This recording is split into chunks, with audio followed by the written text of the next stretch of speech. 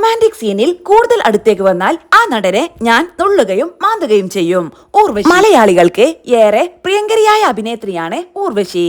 മലയാളത്തിലെ സൂപ്പർ താരങ്ങളായ മോഹൻലാൽ, മമ്മൂട്ടി, ജയറാം, സുരേഷ് ഗോപി തുടങ്ങിയവരുടെ കൂടെയും ജഗദീഷ്, ശ്രീനിവാസൻ, മനോജ് കെ ജയൻ തുടങ്ങി മലയാളത്തിലെ നിരവധി നടന്മാരുടെ കൂടെയും അഭിനയിച്ചിട്ടുള്ള നടിയാണ് ഊർവശി. ഇപ്പോൾ സൈന സൗത്ത് പ്ലസിന് നൽകിയ അഭിമുഖത്തിൽ റൊമാൻറ്റിക് സീനുകളിൽ അഭിനയിച്ചതിനെ കുറിച്ച് പറയുകയാണ് നടി.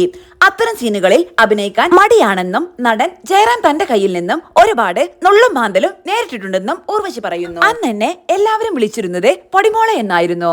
അങ്ങനെ വിളിക്കുന്നവരുടെ മുന്നിൽ എന്റെ പ്രണയം കാണിക്കുക എന്നത് ബുദ്ധിമുട്ടുള്ള കാര്യമല്ലേ? എല്ലാവരും എന്നെ ആ പേരിലാണ് വിളിക്കുക. അന്നൊക്കെ തല കുനിച്ചിട്ട് ഇങ്ങനെ കണ്ണുകൾ കൊണ്ട് മുകളിലേക്ക് നോക്കി ചിരിച്ചാൽ അതാണ് നാണം എന്നാണ് ഞാൻ കരുതിയത്. വലിയ പ്രയാസമായിരുന്നു. ആ സമയത്ത് ഞാൻ ജയറാമിനെയൊക്കെ നുള്ളുകയും മാന്തുകയും പിച്ചുകയും ചെയ്തിരുന്നു. അങ്ങനെ കുറെ പേർക്ക് കിട്ടിയിട്ടുണ്ട്. ജയറാമിന്റെ 6ാം വാരിയിലാണ് പിച്ചുക. എന്റെ അടുത്തേക്ക് വരാതിരിക്കാൻ വേണ്ടിയായിരുന്നത്. സംവിധായകനാണെങ്കിൽ നല്ലോണം കെട്ടിപ്പിടിക്കുമെന്ന് പറയും.